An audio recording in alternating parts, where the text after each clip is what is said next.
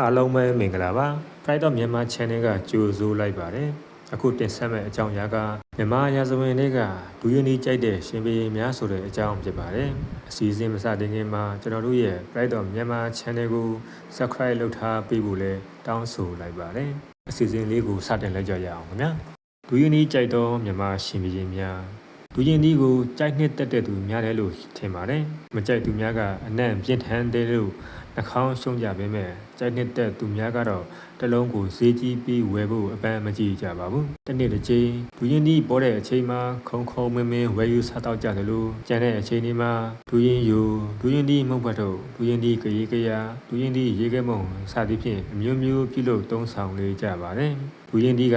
မြန်မာနိုင်ငံအောက်ပိုင်းတနင်္သာရီကမ်းမြောင်ဒေသကထွက်ရှိတဲ့တည်နှံတစ်ခုဖြစ်ပါတယ်ဒါပေမဲ့ဒူးရင်ဒီထွက်ရာအောက်ပြီးအောက်ရွာဒေသကမကအထက်အညာသားတွေကလည်းဒူးရင်ဒီကိုတန်ဖိုးထားမျက်နှာကြပါတယ်မြန်မာမိများလက်ထက်မှာဒူးရင်ဒီကမင်းကြိုက်စိုးကြိုက်ပွဲတော်ရတည်နှံတစ်ခုဖြစ်ခဲ့ပါတယ်ဘိုးတော်ဘုရားခေါ်ဗဒုံမွေးလက်ထက်မှာဟန္တာဝရီဥယျင်တော်ကဒူးရင်ဒီဆက်တရဇမြေဖြစ်ပါတယ်တခါမှာဟန္တာဝရီဥယျင်တော်ကဆက်တတဲ့ဒူးရင်ဒီတွေကအနုတွေဖြစ်နေတဲ့အတွက်ဘယင်ကြီးကအမျက်တော်ရှာခဲ့ပူပါတယ်ရှင်မဲမှာခုဆွဆက်တရမိကိုအနုတွေကိုလာရောက်ဆက်တတဲ့အတွက်ဟန္တာဝရီမြို့ဝန်အရာရှိတွေကဒူးရင်တီးတော်ဘူးရော်စေရန်ဘရင်မင်းမြတ်ကအမိန့်ချခဲ့ပါတယ်ဗြိတိရှလက်အောက်ကိုအောက်မြန်မာပြည်ကျရောက်သွားတဲ့အချိန်မှာမြန်မာနန်းတော်အတွင်းကိုဒူးရင်တီးကတော့ရောက်စမြဲပဲဖြစ်ပါတယ်ရတနာဘုံမြို့နတ်ဒီမင်းတော်မင်းကြီးလက်ထက်မှာအထက်မြန်မာနိုင်ငံနဲ့လွတ်လပ်စွာကူတန်းရောင်းဝယ်နိုင်ရန်အကျိုးစီးပွားကိုမျှော်မှန်းပြီးဗြိတိရှတွေကဘကိုးဝရှင်တော်မင်းကြီးအာသာဖေယာကတဆင့်နှစ်ပြည့်တပြည်ရွှေလန်းငွေလန်းဖောက်ရန်ဗြိတိရှတို့ရဲ့လူလားချက်မျှော်မှန်းချက်တွေကိုပြည့်ဝအောင်မြင်ရန်မင်းကြိုက်စိုးကြိုက်ဖြစ်တဲ့ဒူးရင်တီတော်ကိုအသုံးချခဲ့ပူပါတယ်1216ခုနှစ်ဝါကောင်လာဇန်10ရက်နေ့မှာ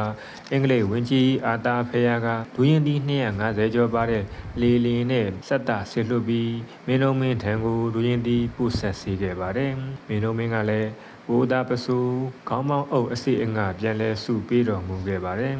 အင်္ဂလိပ်မြန်မာချစ်ကြည်ရေးကိုတနည်းတစ်ဖုံအထောက်အကူပြုခဲ့တဲ့ဒူးရင်တီဖြစ်ပါတယ်လို့ယူဆရပါမယ်ဒူးရင်တီထွက်ရာအောက်မြန်မာပြည်ကဗြိတိရှတို့ပိုင်းနဲ့နယ်မြေဖြစ်သွားတဲ့အခါမင်းလုံးမင်းကဒူးရင်မင်းဆက်ပြုရန်ဥယျာဉ်တော်နှစ်ခုပြုစုစီခဲ့ပါတယ်အဲ့ဒီဥယျာဉ်နှစ်ခုကရတနာမြင့်စုဖျားအနိဘာတစ်ခု30မြို့မှာတစ်ခုဖြစ်ပါတယ်ဥယျာဉ်ဆောင်ချမ်းဆောင်အယောက်30ခန့်ထားပြီးတက်လာလျင်လစာငွေ182ကျပ်5မှုတနာတော်မူပါတယ်ရတနာဘုံမြို့ဒုတိယနန်းဆန်မန်အောင်ရတနာဒါယကဒီပေါ်မလက်ထက်မှာတော့အင်္ဂလိပ်ဒီထံကလူရင်းတီဆက်တာမတွေ့ရတော့ပါဘူးသို့တော်လည်းပဲခမဲတော်လက်ထက်မှာလူ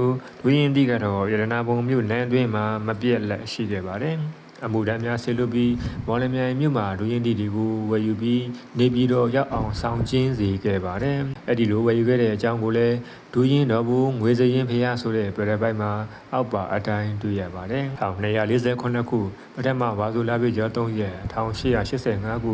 ဇွန်လ29ရက်နေ့မှာရတနာဘုံနေပြည်တော်ကိုစောပုတမောဆက်ရောက်လာပါတယ်တမောပေါ်မှာဒူးရင်တီလုံးရေ2400မင်းကုတ်တီလုံးရီ4000နှင့်တညင်းတီ20ထင်းပါဝင်လာပါတယ်။အဲ့ဒီတီနန်းလေးကိုမော်လမြိုင်မြို့ကနေတွားရောက်ဝယ်ယူပြီးနေပြည်တော်ထံရောက်အောင်တည်ဆောင်လာခြင်းဖြစ်ပါတယ်။အဲ့ဒီတည်ဆောင်လာတဲ့ပစ္စည်းတွေရဲ့တန်ဖိုးကတော့ဒူးရင်တီ2400အတွက်1928ကျပ်မင်းကုတ်တီ4000အတွက်240ကျပ်တညင်းတီ20ထင်းအတွက်148ကျပ်စုပေါင်း2315ကျပ်ဖြစ်ပါတယ်။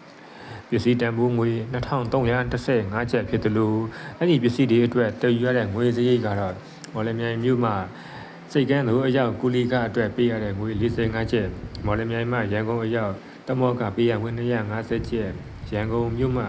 စိတ်ကန်းကနေမြရထားရုံအရောက်ကူလီက190ကျပ်ရန်ကုန်မြို့မှာပြည်မြို့အရောက်မြရထားက300ကျပ်တဖန်ပြည်မြို့မြရထားရုံမှာပြည်မြို့စိတ်ကန်းအရောက်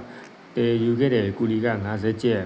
အဲ့ဒီဟာတဆင့်ပြည်မြို့စိတ်ကန်းကနေရွှေနန်းတော်အရောက်စောပုတမောနဲ့တင်ဆောင်လာတဲ့အခါတမောကငွေ9000ကျပ်ပေးရပါတယ်။အဲဒါကြောင့်စုစုပေါင်းတည်ယူစရိတ်9835ကျပ်ဖြစ်ပါတယ်။ဝယ်ယူတဲ့ပစ္စည်းတန်ဖိုးစုစုပေါင်း2315ကျပ်နဲ့တည်ယူစရိတ်စုစုပေါင်း9835ကျပ်ဖြစ်ပါတယ်။တည်ယူစရိတ်တန်ဖိုးကပစ္စည်းတန်ဖိုးထက်2ဆကျော်ကုန်ကျနေတာကိုလည်းတွေ့ရပါတယ်။ ရတနာဘုံမြို့နန္ဒီမင်းတော်မင်းကြီးနဲ့သူရဲ့ဒါတော်တီဘောမင်းတို့ကဒူရင်တီကိုလွန်စွာနှစ်ချိုက်ကြိုက်နှစ်တက်ကြဟန်တူပါတယ်